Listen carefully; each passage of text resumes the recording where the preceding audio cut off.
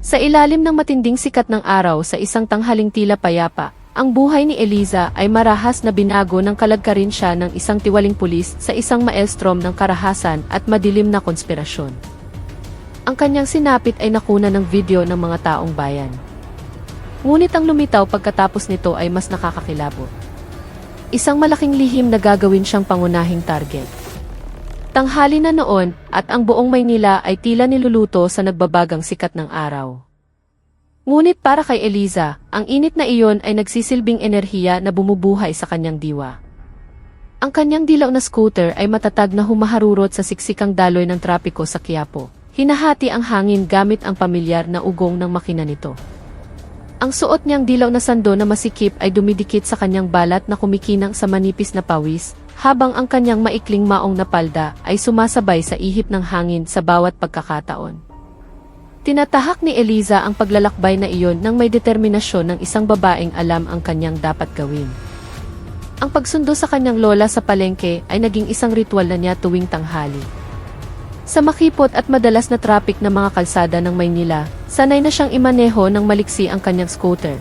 Iniiwasan ang maliliit na lubak at mga sasakyang bigla na lang humihinto. Kahit na ang ingay at gulo ng lungsod ay palaging nagdudulot ng kaguluhan, komportable si Eliza sa gitna nito.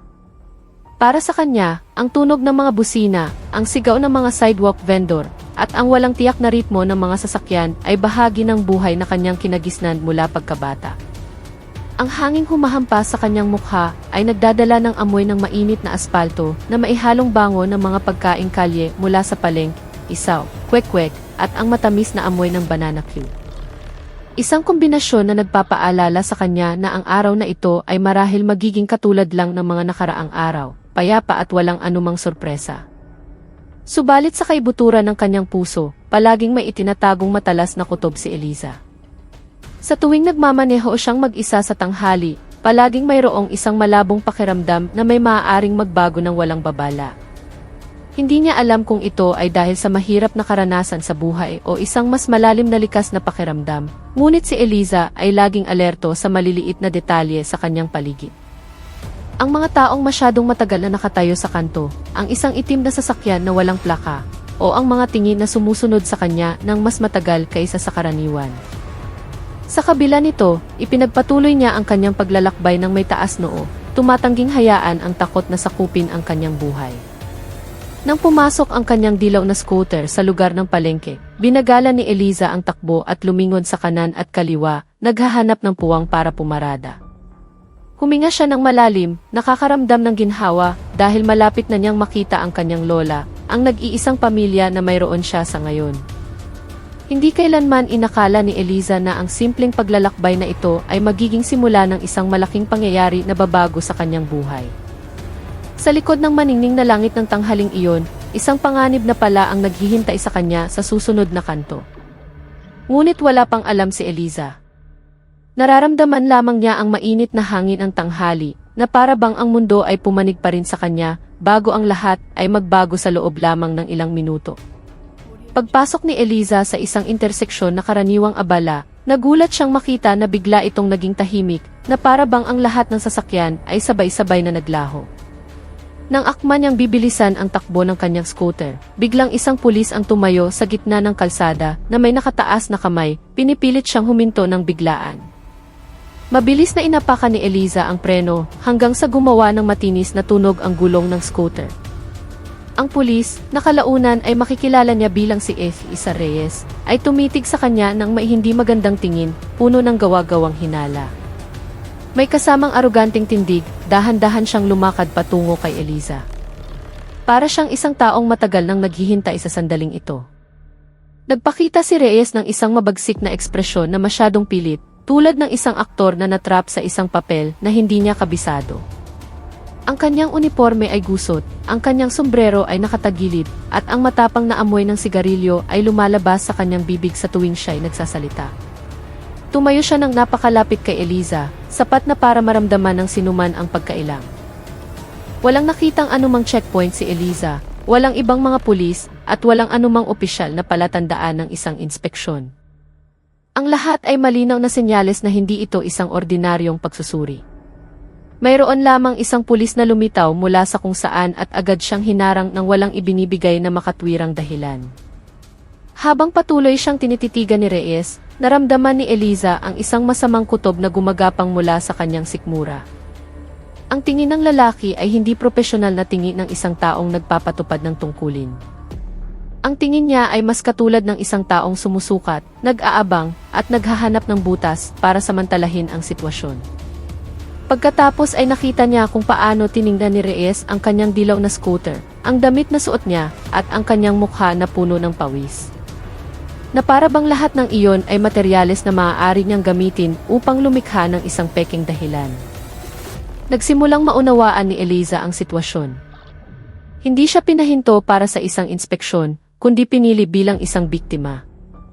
Sa kabila nito, pinanatili ni Eliza na kalmado ang kanyang tono ng boses nang tanungin niya kung bakit siya pinahinto. Hindi agad sumagot si Reyes. Umisi lamang siya ng bahagya na para bang ninanamnam ang kawalan ng katiyakan na kanyang nilikha. Ang tahimik na interseksyon ay tila isang entablado na inihanda para sa isang madilim na palabas. At si Eliza ang nag-iisang tauhan na hindi alam ang script. Habang marahang umiihip ang hangin ng tanghali, naramdaman ni Eliza ang isang bagay na naninikip sa hangin, isang babala na anuman ang susunod na mangyayari ay hindi magiging patas. At sa sandaling iyon, napagtanto niya na kalalabas niya lang sa isang sitwasyon na mas madilim pa kaysa sa kanyang inaasahan. Nang walang anumang pag-aalinlangan, agad na itinuro ni Reyes ang dilaw na scooter ni Eliza na may kasamang pananakot. Tila ba nakatuklas siya ng isang malaking paglabag na naglalagay sa panganib sa trapiko. Sa isang mabigat na boses na pilit pinatutunog na may otoridad, inakusahan niya si Eliza na hindi binuksan ang headlight nito. Huminga ng malalim si Eliza. Alam na alam niyang otomatikong bumubukas ang ilaw ng kanyang motor sa sandaling umandar ang makina. Gayunpaman, patuloy na iginiit ni Reyes ang kanyang paratang, sumisigaw na parabang nahuli niya ang isang malaking lumabag sa batas. Ang paraan ng pagsasalita ni Reyes ay nagpapakita ng isang malinaw na bagay, hindi siya naghahanap ng katotohanan, kundi gumagawa ng problema.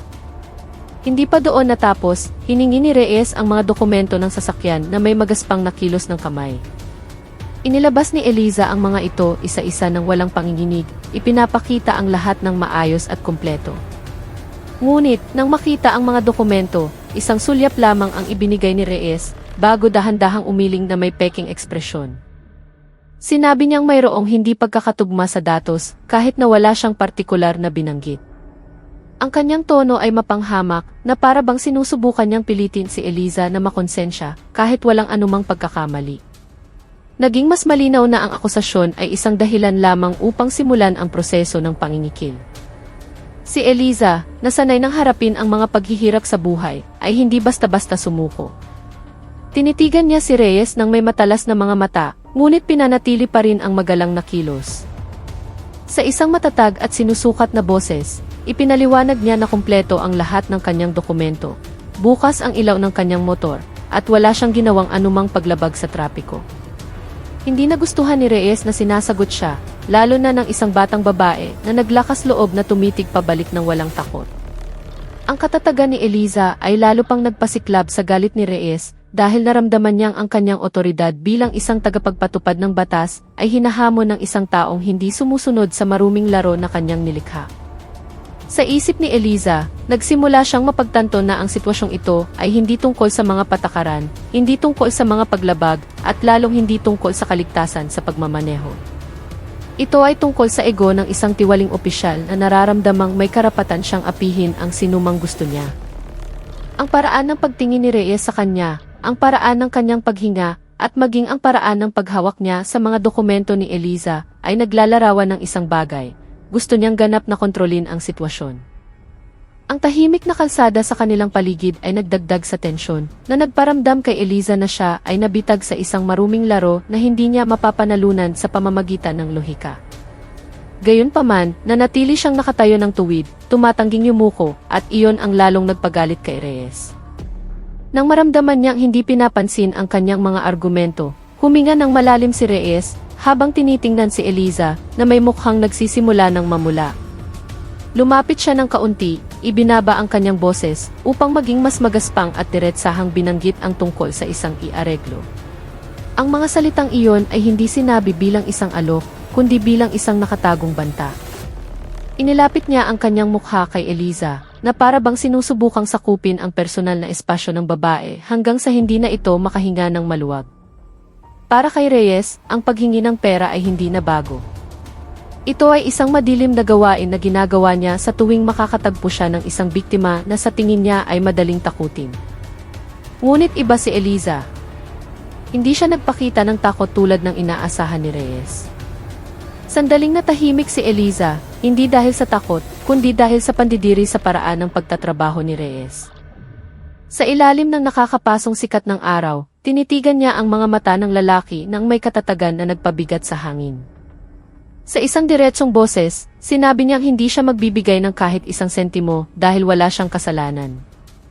Ang pagtangging iyon ay tila ikinagulat ni Reyes. Na para bang hindi siya makapaniwala na mayroong isang tao, at lalo na isang batang babae, na naglakas loob na tanggihan ang kanyang alok ng harapan. Ngunit ang pagkagulat na iyon ay mabilis na naging isang kumukulong galit sa loob niya. Mabilis na tumaas ang galit ni Reyes. Ang mga ugat sa kanyang liig ay lumitaw, ang kanyang panga ay tumigas, at ang kanyang mga mata ay nanliit sa puot. Naramdaman niyang gumuho ang kanyang otoridad dahil lamang sa isang babae na ayaw sumunod sa kanyang maruming laro. Sa kanyang isipan, ang katatagan ni Eliza ay hindi lamang isang anyo ng pagtanggi, kundi isang insulto sa kanyang kapangyarihan.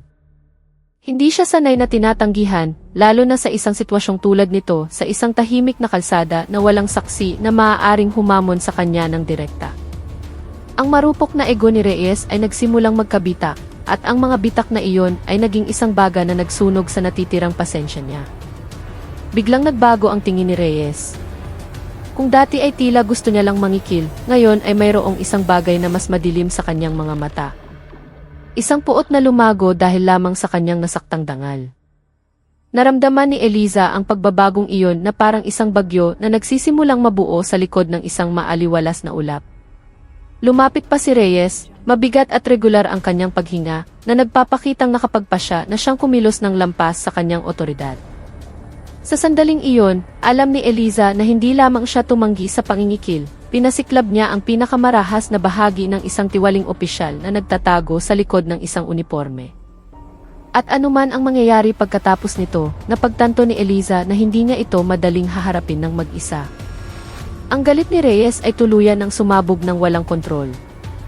Sa loob lamang ng ilang segundo, walang babala, walang anumang paalala, isang malakas na suntok ang kanyang pinakawalan diretso sa mukha ni Eliza. Napakabilis at marahas ang pagtama nito, kaya't hindi na nagawang itaas ni Eliza ang kanyang mga kamay upang protektahan ang sarili. Ang tunog ng pagtama ay malinaw na narinig, sinisira ang katahimikan ng tahimik na interseksyon. Tumilapon ang ulo ni Eliza sa gilid. Nawalan ng balanse ang kanyang katawan at bumagsak siya sa magaspang na aspalto. Tila umikot ang mundo sa harap ng kanyang mga mata. Habang isang mainit na pakiramdam ang gumapang mula sa kanyang pisngi na namumula dahil sa lakas ng suntok, naramdaman ni Eliza ang isang matinding hapdi mula sa kanyang pumutok na labi. Mainit na dugo ang nagsimulang tumulo, dumadaloy sa kanyang baba, at pumapatak sa mainit na itim na aspalto. Nanginginig ang kanyang mga kamay habang sinusubukang suportahan ang kanyang katawan, ngunit ang pagkahilo ay muling nagpabagsak sa kanya. Narinig niya ang sariling paghinga na hinihingal, naglalaban sa pagitan ng pagkabigla at galit. Ngunit sa likod ng sakit na iyon, isang bagay ang malinaw, nilampasan na ni Reyes ang lahat ng hangganan. Hindi na ito pangingikil. Ito ay isang brutal na pag-atake sa kanya. Ilang mga taong dumadaan ang nagsimulang mapansin ang pangyayari.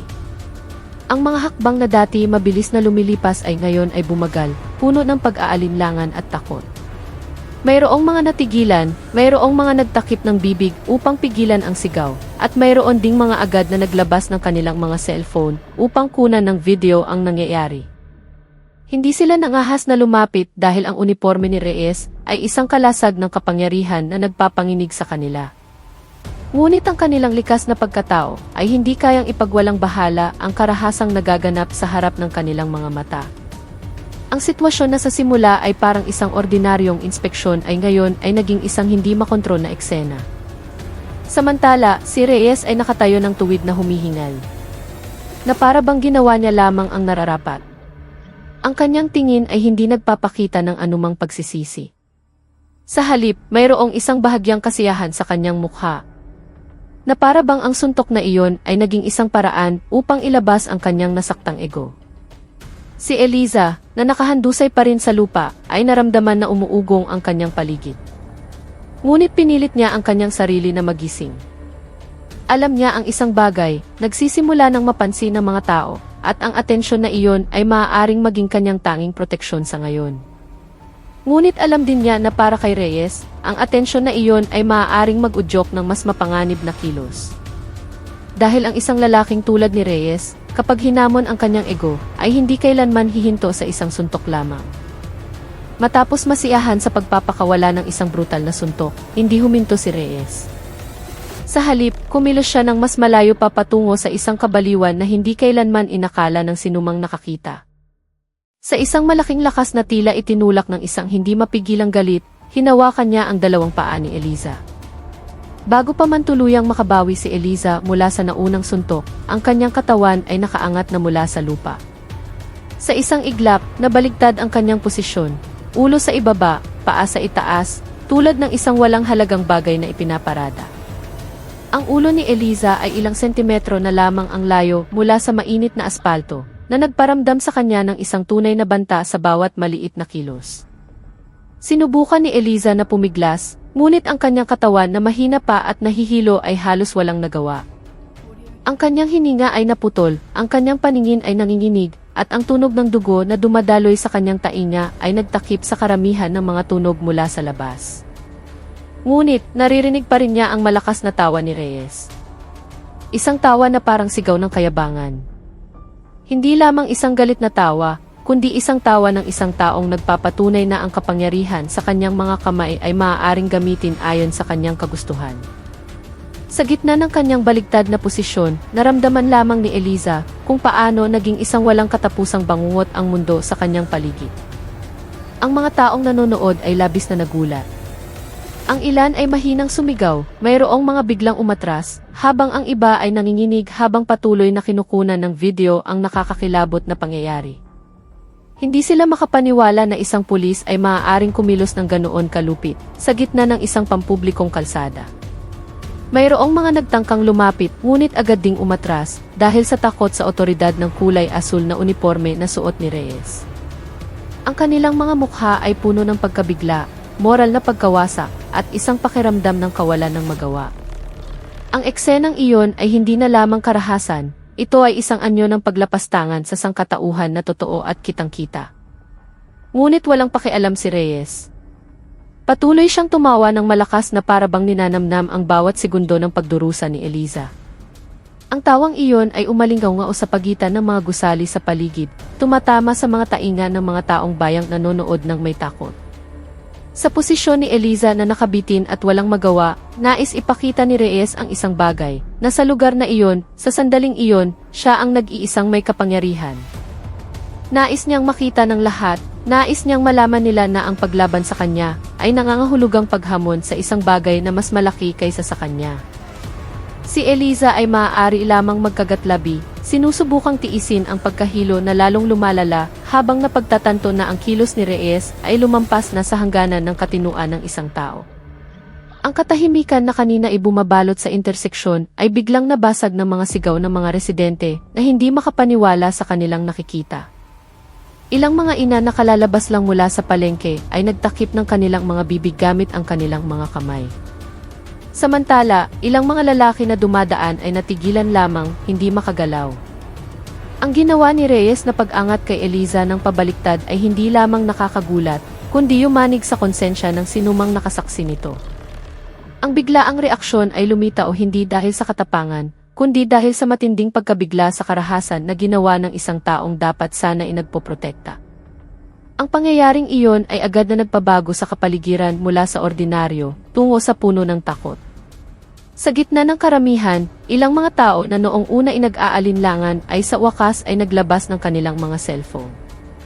Ang mga nanginginig na kamay na iyon ay pinindot ang record button. Bagaman ang kanilang mga puso ay puno ng takot sa mga posibleng kahihinatnan ng kanilang ginawa, alam nilang ang ginawa ni Reyes ay isang bagay na hindi dapat hayaang walang ebidensya. Karamihan sa kanila ay naipit sa pagitan ng dalawang mahirap na pagpipilian, protektahan ang kanilang sarili sa pamamagitan ng pag-alis o manatili bilang isang tahimik na saksi na kahit papaano'y nag-iingat ng isang record ng katotohanan. Sa huli, ang likas na pagnanais na kunan ng video ang pangyayari ay nanaig sa takot na gumagapang. Nagsimulang marinig ang mga bulungan mula sa iba't ibang direksyon. Mayroong nagsasabi na ito ay hindi makatwiran. Mayroong nagtatanong kung ano ang kasalanan ni Eliza. At mayroon ding nagsimulang sumigaw na utusan si Reyes na huminto. Ngunit kahit na nagsimulang lumitaw ang mga boses na iyon, walang sinuman ang nangahas na lumapit ng masyado. Naunawaan ng lahat na ang direktang pagharap sa isang pulis tulad ni Reyes ay nangangahulugang paglalagay sa kanilang sariling kaligtasan sa alanganin. Ang kapaligiran sa lugar na iyon ay biglang nagbago mula sa isang kakaibang pangyayari tungo sa isang eksena ng hayagang pagpapahirap na ginagawa sa gitna ng kalsada ng walang kahihiyan, walang takot, walang anumang modo. Lalong uminit ang sitwasyon nang ang mga sigaw ay humalo sa tunog ng mga pag-click ng mga kamera ng cellphone na kinukunan ang bawat kilos ni Reyes.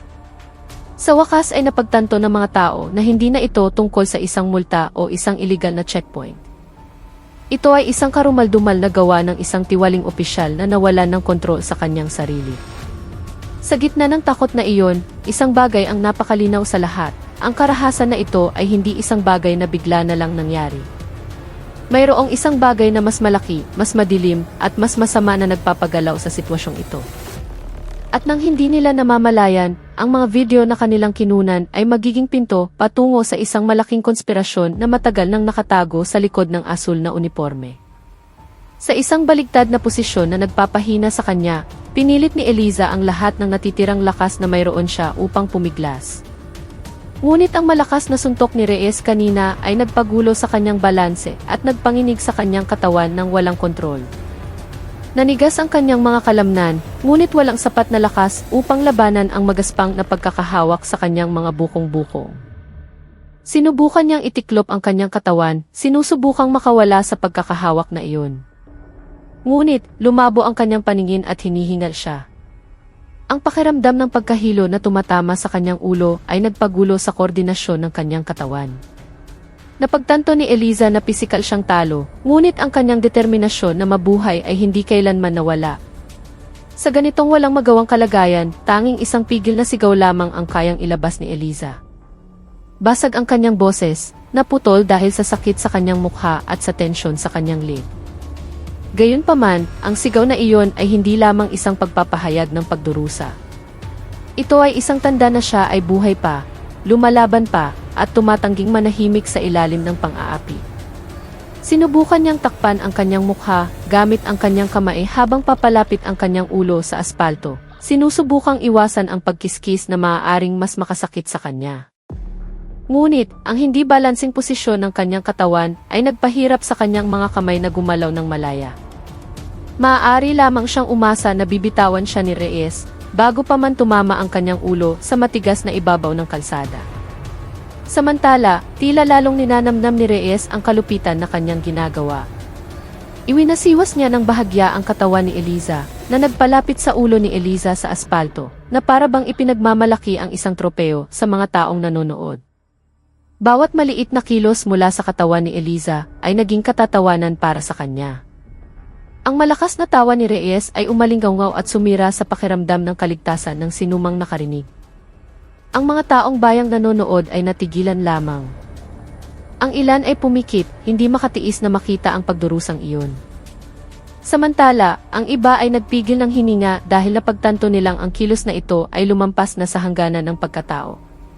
Ngunit, walang sinuman ang nangahas na lumapit. Para kay Eliza, tila mabagal ang takbo ng oras. Sa bawat segundo, nakikipaglaban siya para lamang manatiling may malay at hindi mawalan ng kontrol sa kanyang isipan. Sinubukan niyang alalahanin ang mukha ng kanyang lola, sinubukang alalahanin ang layunin ng kanyang paglalakbay bago mangyari ang trahedyang ito. Lahat para manatili siyang konektado sa katotohanan at hindi malunod sa kawalan ng pag-asa.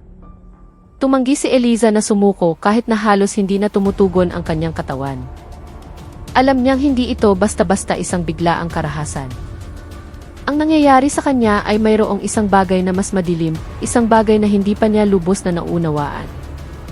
At sa kaibuturan ng kanyang sarili, naramdaman niya ang isang kutob na ang pangyayaring ito ay hindi ang katapusan ng banta, kundi ang simula pa lamang ng isang bagay na mas mapanganib.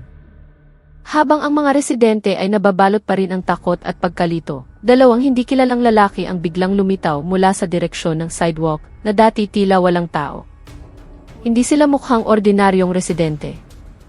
Ang kanilang anyo ay masyadong maayos, masyadong malinis, at masyadong kalmado para sa isang taong nagkataon lang na dumaan. Ang isa ay nakasuot ng itim na polo na plansadong-plansado, habang ang isa naman ay nakasuot ng madilim na abong polo na may kasamang slacks na mukhang mahal. Dahan-dahan silang lumakad, hindi nagmamadali tulad ng ibang mga taong natataranta. Matalas ang kanilang mga tingin. Pinagmamasdan nila si Reyes hindi nang may pagkagulat, kundi nang may sinusukat na interes. Na para bang inaasahan na nilang mangyayari ang isang bagay na tulad nito. Bagaman hindi sila nakasuot ng uniforme, ang kanilang kilos ay mas malakas magsalita kaysa sa anumang damit. Ang paraan ng kanilang pagtayo ng tuwid, ang paraan ng kanilang pagpapalitan ng maikling tingin, at ang paraan ng kanilang pagtatasa sa sitwasyon ay nagpapakita ng karanasan at disiplina na wala sa isang ordinaryong tao. Isa sa kanila ay idinikit ang kanyang cellphone sa tainga, nagsasalita sa isang mahina ngunit matatag na boses. Ang kanyang tono ay parang isang taong nagbibigay ng ulat, hindi humihingi ng tulong. Ang mga malabong salita ay lalong nagpatibay sa impresyon na hindi lamang sila mga tagamasid. Sila ay bahagi ng isang bagay na mas malaki, mas nakatago, at mas mapanganib kaysa sa inaakala ng mga tao sa lugar na iyon. Ilang mga residente ang nagsimulang mapansin ang pagkakaroon ng dalawang lalaking ito. Maliliit na bulungan ang kumalat sa gitna ng karamihan, sinusubukang hulaan kung sino sila. Mayroong mga nag-isip na sila ay mga mamamahayag, mayroong mga nag-akalang sila ay mga intelligence agent. Ngunit karamihan ay maaari lamang bumulong ng may takot. Hindi sila ordinaryong tao. Walang sinuman ang nangahas na lumapit o magtanong. Ang aura ng dalawang lalaki ay nagparamdam sa sinuman na dapat silang dumistansya. Ang kanilang tingin kay Reyes ay hindi tingin ng takot o pagkagulat. Ito ay isang tingin ng pagsusuri. Na para bang tinitingnan nila kung ang kilos ni Reyes ay naaayon o lumampas sa isang bagay na binalak na. Ang kanilang pagkakaroon ay nagdagdag sa tensyon sa hangin. Si Reyes, na sa simula ay hindi napansin ang pagkakaroon ng dalawang figura, ay dahan-dahang nagsimulang magpakita ng pagkabalisa nang makita niyang pinagmamasdan siya ng napakatindi. Ang nasisiyahang tawa na dati sumasabog mula sa kanyang bibig ay nagsimulang humina, pinalitan ng isang pagkalito na hindi niya hayagang ipinakita. Mayroong isang bagay sa paraan ng pagtayo ng dalawang lalaki na tahimik, ngunit puno ng kapangyarihan na biglang nagpabago sa takbo ng sitwasyon. Si Eliza, kahit na nanghihina, ay naramdaman ang kanilang pagkakaroon bilang isang senyales na mayroong ibang puwersa na kumikilos sa likod ng mga pangyayari. Hindi niya alam kung ililigtas siya nila o kung sila ay bahagi ng isang mas malaking panganib. Ngunit, isang bagay ang tiyak, ang pagdating ng dalawang hindi kilalang lalaki ay hindi isang pagkakataon. Dumating sila dahil sa isang dahilan na mas komplikado pa kaysa sa simpleng panonood ng karahasan sa kalye. Sa gitna ng nababalisa na karamihan, isang nasa katanghali ang gulang na lalaki ang biglang tumitig kay Reyes ng may nanlalaking mga mata. Para bang kalulutas niya lang ng isang piraso ng palaisipan na matagal nang gumugulo sa kanyang isipan. Bumulong siya sa taong nasa tabi niya, sinasabing minsan na niyang nakita ang mukha ni Reyes sa isang kaso ng pangingikil ilang taon na ang nakalipas. Ang kasong iyon ay naging usap-usapan sa kabilang barangay kung saan isang motorista ang naging biktima ng ilegal na pangingikil na ginawa ni Reyes at ng dalawa niyang kasamahan. Ngunit ang talagang yumanig sa mga residente ay ang katotohanang ang kasong iyon ay naglaho ng walang anumang balita na para bang hindi ito kailanman nangyari. Walang parusa, walang pagdinig sa disiplina, walang anumang sulat ng babala, lahat ay bigla na lang naglaho. Mula noon, nagsimulang kumalat ang mga alingas-ngas tungkol kay Reyes bilang isang pulis na hindi tinatabla ng batas. Mabilis na kumalat ang bulungan na iyon sa mga taong nanonood. Sa loob lamang ng ilang segundo, ang takot na dati nakatuon lamang sa brutal na kilos ni Reyes ay naging isang bagong pag-unawa. Nasasaksihan nila ang kalupitan ng isang taong pinaghihinalaang may malakas na protektor. Ang mga bulungan ay naging mas malinaw, mas malakas at mas puno ng takot.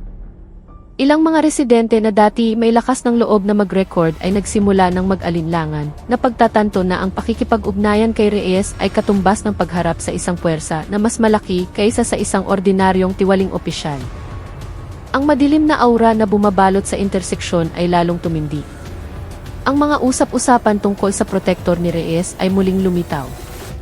Pinag-uusapan ng mga residente ang isang figura sa loob ng kapulisan na diumano ay may malapit na ugnayan sa isang madilim na network. Isang taong kilala na kayang magtago ng mga dokumento, mag-ayos ng mga linya ng komunikasyon, hanggang sa manipulahin ang mga saksi. Ang pangalang iyon ay hindi kailanman binanggit ng malakas. Ngunit halos lahat ng residente na alam ang kwento ay may kutob na hindi nag-iisa si Reyes. Ang kanyang katapangan na kumilos ng brutal sa isang pampublikong lugar nang walang anumang takot ay isang malakas na patunay na nararamdaman niyang ligtas siya. Masyadong ligtas na para bang naniniwala siyang anuman ang kanyang gawin ay hindi kailanman aabot sa batas. Ang paniniwalang iyon ang lalong nagpatakot sa mga residente. Kung totoo ngang pinoprotektahan si Reyes ng isang malakas na figura sa kapulisan, hindi lamang hindi siya mapaparusahan, kundi maging ang isang reklamo ay maaaring hindi kailanman maproseso. Ang sitwasyong ito ay lumikha ng isang mas malaking tensyon kaysa sa isang simpleng insidente ng karahasan. Ito ay tumuturo sa isang hinala na ang ginawa ni Reyes ay bahagi ng isang pattern, bahagi ng isang mas malawak at mas madilim na sistema.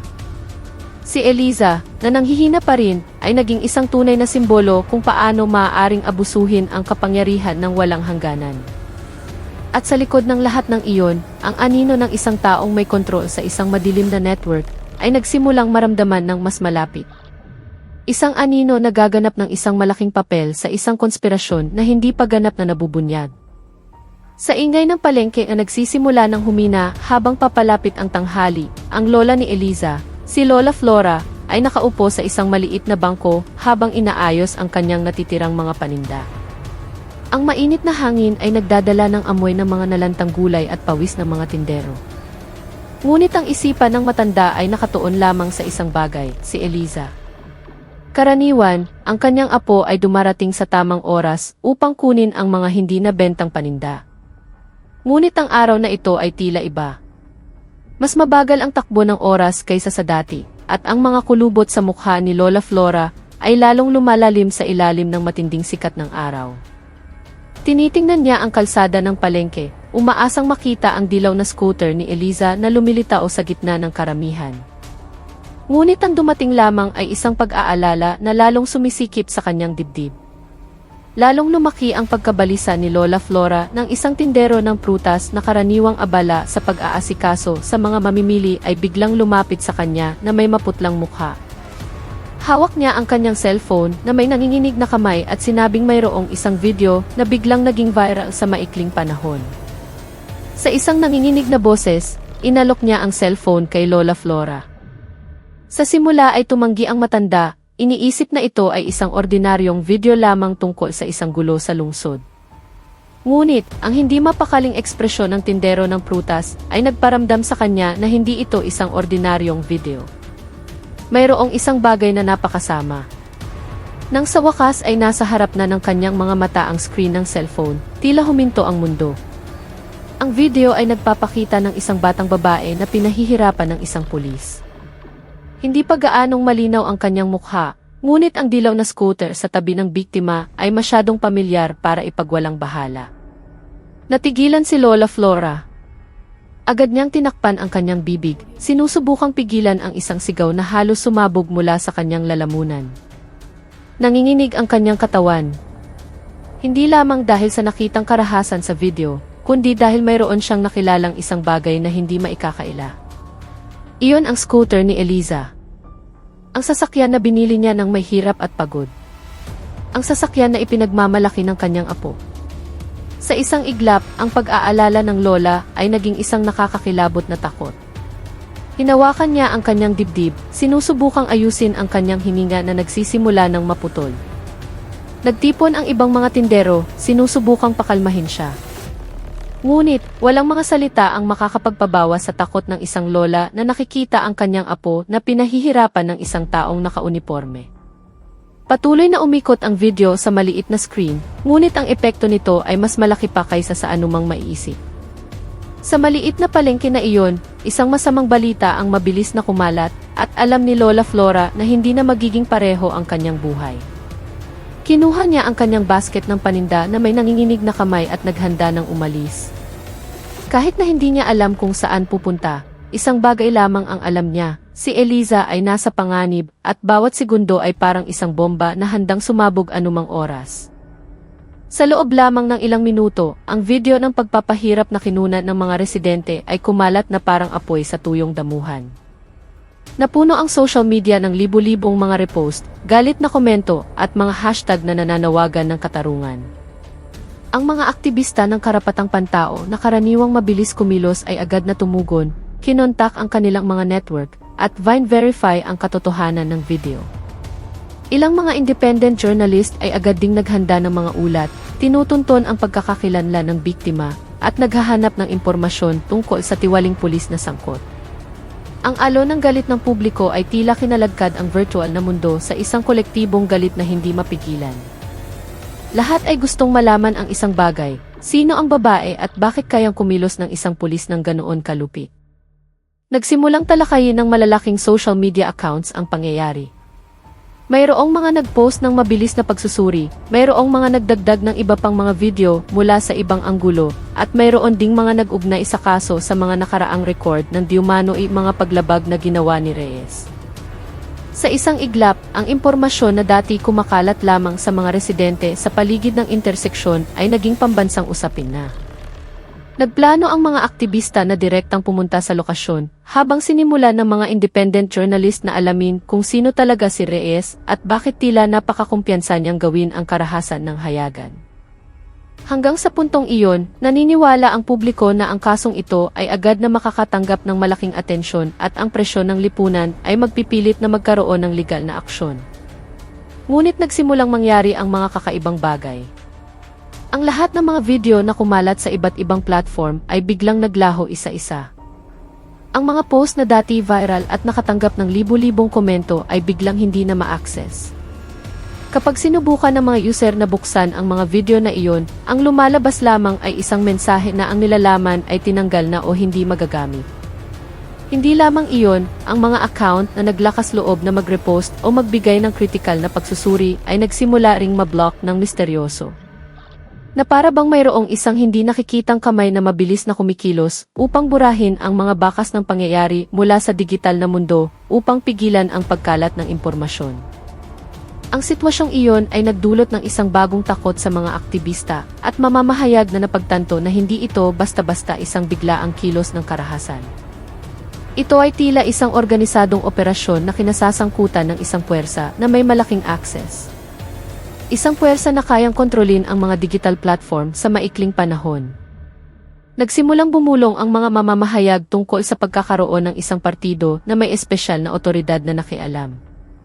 Isang bagay na lumilitaw lamang kapag ang isang kaso ay tumatama sa interes ng isang napakalakas na grupo.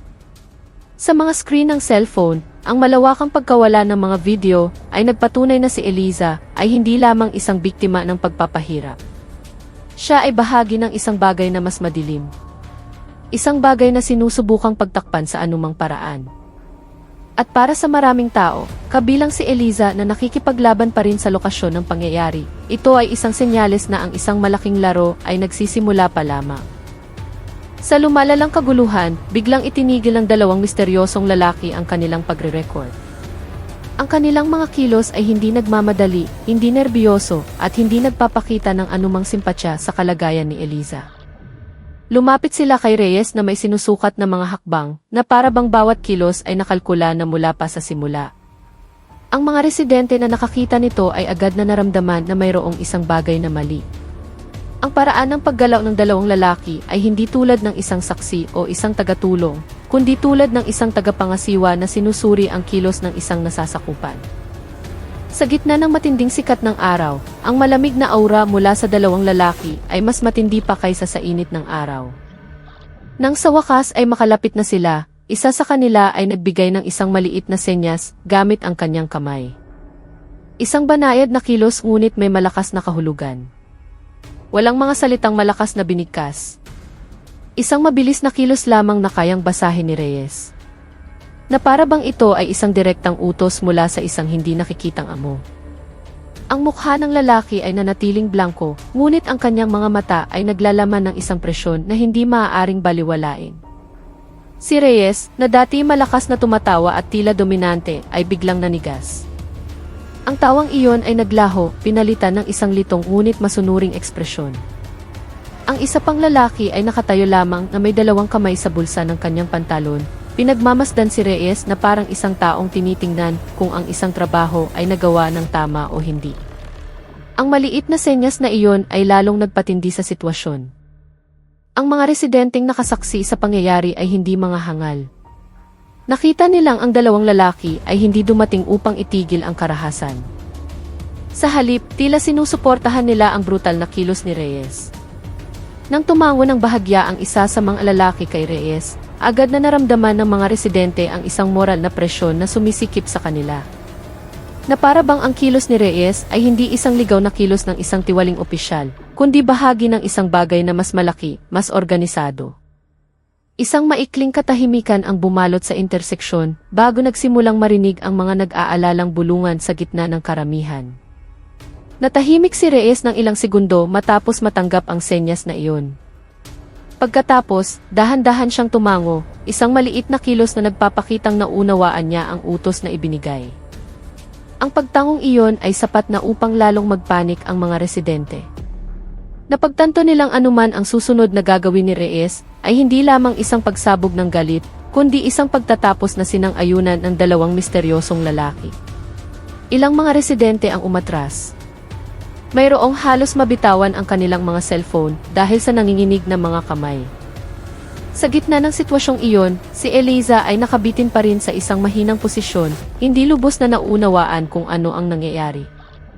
Ngunit, nahuli ng kanyang likas na pakiramdam ang isang bagay, ang dalawang lalaki ay hindi mga tagapagligtas. Sila ang anino ng isang madilim na kapangyarihan na matagal nang kumikilos sa likod ng mga pangyayari. At ang utos na kalalabas lang ay maaaring mga hulugan ng katapusan ng kanyang kaligtasan. Sa kalagayang halos himatayin, malakas na nanginig ang katawan ni Eliza. Kumikirot ng husto ang kanyang ulo dahil sa hindi normal na daloy ng dugo dahil sa kanyang baligtad na posisyon. Ngunit sa kritikal na kondisyong iyon, lumitaw ng napakalakas ang kanyang likas na pagnanais na mabuhay. Sa puntong halos magdilim na ang mundo sa harap ng kanyang mga mata, naramdaman ni Eliza ang isang maliit na tulak mula sa loob ng kanyang sarili. Isang natitirang lakas na hindi dapat sanang mayroon pa. Sa isang mabilis na kilos na ikinagulat maging ng kanyang sarili, iginalaw niya ang kanyang mga binti at sinipa ang kanyang dalawang talampakan sa dibdib ni Reyes. Hindi malakas ang sipa, ngunit sapat na upang magulat si Reyes at mawalan siya ng hawak. Nakawala ang katawan ni Eliza sa pagkakahawak ni Reyes at bumagsak sa lupa. Ngunit, nasa panig pa rin niya ang swerte. Bagaman bumagsak ang kanyang katawan, nagawa niyang paikutin ng bahagya ang kanyang katawan, kaya't mas ligtas ang kanyang pagbagsak. Iniiwasan ang direktang pagtama ng kanyang ulo at mukha. Hinihingal siya habang tumatama ang kanyang likod sa aspalto. Ngunit ang sakit na iyon ay hindi maikukumpara sa ginhawa dahil sa wakas ay malaya na siya sa pagkakahawak ni Reyes. Samantala, natulak si Reyes ng dalawang hakbang paatras, tinatapik ang kanyang dibdib na may nagulat at galit na ekspresyon. Hindi niya inaasahan na ang isang babaeng halos walang malay ay kaya pang lumaban. Ang sandaling iyon ay nagpakilo sa mga residenteng nanonood. Ilang mga tao na dati nangahas lamang manood ay nagsimulang lumapit upang tulungan si Eliza. Mayroong lumuhod sa tabi niya, sinusubukang suportahan ang kanyang katawan upang hindi ito gumulong. Habang ang iba ay tinakpan si Eliza mula sa paningin ni Reyes na para bang sinusubukang lumikha ng isang pader ng mga tao.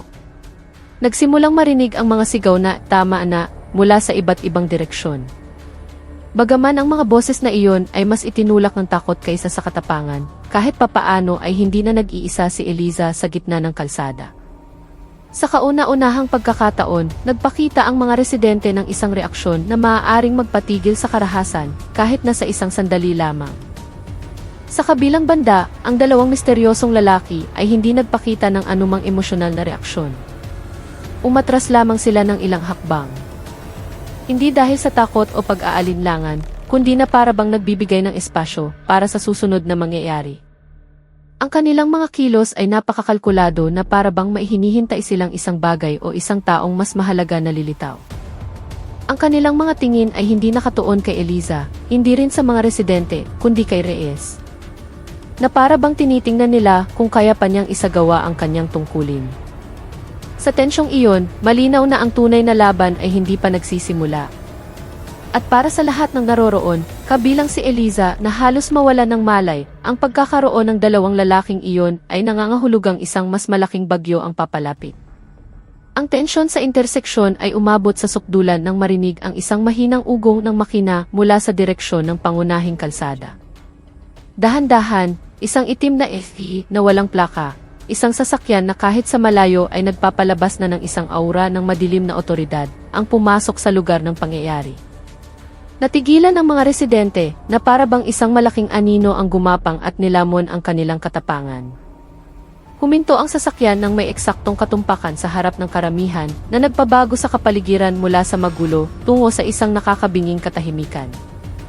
Walang sinuman ang nangahas na lumapit, walang sinuman ang nangahas na magsalita, dahil naramdaman ng lahat ang isang parehong bagay, hindi ito isang ordinaryong sasakyan. Dahan-dahang bumaba ang bintana ng sasakyan ng ilang sentimetro lamang. Sapat na upang ipakita ang silweta ng mukha ng isang taong nakaupo sa loob. Sa nakabibinging katahimikan, isang mabigat na boses ang lumabas mula sa likod ng kadiliman ng loob ng sasakyan. Napakakalmado ng boses, ngunit mayroong isang kapangyarihan na nagpatayo ng mga balahibo. Oras na para bumalik ka. Ang mga salitang iyon ay hindi sinabi bilang isang ordinaryong tawag, kundi tulad ng isang pangungusap na matagal nang hinihintay. Isang pag-amin na si Eliza ay hindi isang estranghero sa misteryosong figura na iyon. Ang kanyang tono ay puno ng pagmamay-ari. Na para bang si Eliza ay bahagi ng isang bagay na kanyang kontrolado, at iyon ay nagpatigil sa lahat ng residenteng nakarinig ng hindi makahinga. Ang sinabing iyon ay nagkaroon ng direktang epekto kay Reyes. Ang lalaking dati tila mailap, brutal, at puno ng galit, ay ngayon ay parang isang batang nahuling gumawa ng mali sa harap ng kanyang guro. Agad siyang tumayo ng tuwid, inayos ang kanyang gusot na uniforme, at ang kanyang mukha ay namutla na para bang lahat ng dugo ay sinipsip mula sa kanyang balat. Sa isang segundo, ang arogansya na kanina inag-uumapaw ay ganap na nawala. Nanigas si Reyes, hindi nangahas na tumingin ng direkta sa sasakyan at tila nagpipigil pa ng hininga. Ang pagbabagong ito ay nagpatunay ng isang mahalagang bagay. Sino man ang nasa loob ng sasakyan na iyon ay may kapangyarihan na mas mataas pa kaysa kay Reyes o sinumang naroroon sa lugar na iyon. Natigilan din ang mga residente. Ang kanilang mga tingin ay nagpalipat-lipat mula kay Reyes na takot, kay Eliza na nanghihinang nakahandusay, at sa itim na sasakyan na naging sentro ng atensyon ng buong interseksyon. Walang sinuman ang nakakaunawa kung ano talaga ang nangyayari. Ngunit sinasabi ng kanilang likas na pakiramdam na ang boses mula sa loob ng sasakyan ay bahagi ng sentro ng isang mas malaking konspirasyon. Ang dalawang misteryosong lalaki na kanina pa nagmamasid ay ngayon ay mas tumayo ng tuwid, na para bang sinasalubong ang pagdating ng isang taong kanilang hinihintay. At sa gitna ng lalong nakakatakot na kapaligiran, isang konklusyon lamang ang maaaring makuha ng sinumang nakasaksi. Ang nangyari sa araw na iyon ay hindi isang ordinaryong insidente. Ito ay ang pagbubukas ng kortina ng isang madilim na lihim na matagal nang nakatago, at si Eliza ay nasa mismong sentro nito. Nawalan ng malay si Eliza sa sandaling maubos ang kanyang huling lakas. Lahat ng ingay sa interseksyon ay unti-unting naging isang malayong alinggawngaw, at ang mundo ay gumuho sa isang malalim na kadiliman. Nang sa wakas ay imulat niya ang kanyang mga mata, natagpuan niya ang kanyang sarili na hindi na nasa kalsada, kundi sa isang saradong silid na ang lamig ay tumatagos hanggang sa kanyang mga buto. Isang mapusyaw na puting ilaw mula sa mga kumikislap na neon lamp ang nagbibigay liwanag sa mga pader na puno ng mga monitor na sumasakop sa halos buong silid. Sa bawat monitor, nakadisplay ang kanyang mga personal na datos, kumpletong pagkakakilanlan, medical records, mga tala ng kanyang mga biyahe, mga lokasyon na kanyang pinuntahan, at maging ang pattern ng kanyang mga gawi mula pa noong maraming taon na ang nakalipas. Ang lalong nagpakilabot sa kanya ay ang katotohanang ang impormasyon ay masyadong detalyado, mas detalyado pa kaysa sa anumang ibinigay niya kaninuman. Sinubukan ni Eliza na igalaw ang kanyang katawan, ngunit ang kanyang mga pulso at bukong-bukong ay mabigat na parang may pumipigil. Hindi niya maintindihan kung nasaan siya, paano siya nakarating doon, o sino ang naglipat sa kanya. Ang silid ay walang bintana, tanging isang makapal na pintong metal na mahigpit na nakasara at walang hawakan mula sa loob. Sa likod ng marahang tunog ng mga makina sa paligid, naramdaman niya ang presensya ng isang tao o isang bagay na nagmamasid sa kanya. Kinilabutan siya hindi lamang dahil sa lamig, kundi dahil sinasabi ng kanyang kutob na ang silid na ito ay hindi isang lugar kung saan dinadala ang mga ordinaryong tao. Ito ay isang lugar kung saan itinatago ang isang tao. Bigla, mula sa isang sulok ng silid na nababalot ng anino, narinig niya ang isang mabigat na boses na napakapamilyar sa kanya mula sa insidente sa interseksyon. Hindi ka isang biktima na pinili namin ng basta-basta, Eliza. Ang boses ay hindi malakas, ngunit mayroon itong isang kapangyarihan na nagpabigat sa hangin sa silid. Lahat ng ito ay bahagi ng isang malaking plano. Si Reyes ay isa lamang panimulang gatilyo. Ngayon, nagsimula na ang lahat. Ang mga salitang iyon ay tumusok sa isipan ni Eliza, na nagparamdam sa kanya na ang karahasan na nangyari sa kalsada ay isang manipis na balat lamang ng isang bagay na mas madilim pa. Ang taong iyon ay hindi lumabas mula sa anino, na para bang nais niyang panatilihin ang kanyang misteryo, na nag-iwan kay Eliza na hindi mabasa ang kanyang ekspresyon o pagkakakilanlan. Nang buksan ni Eliza ang kanyang bibig upang sumigaw o humingi ng paliwanag, isa sa mga monitor ay otomatikong nagbago ng display. Hindi na ang kanyang mga datos, kundi isang larawan ng kanyang lola na nagtitinda sa palengke. Sa ilalim ng larawan, isang pulang sulat ang dahan-dahang lumitaw na parang isang banta na sinasadyang ipinakita. And susunod target. Naputol ang hininga ni Eliza, nanlaki ang kanyang mga mata, at malakas na nanginig ang kanyang buong katawan. Biglang naramdaman niyang mas sumikip at mas nakakapanikip ang silid. Sa kanyang puso, lumitaw ang isang tanong na mas nakakatakot pa kaysa sa anumang naisip niya. Sino ba talaga siya?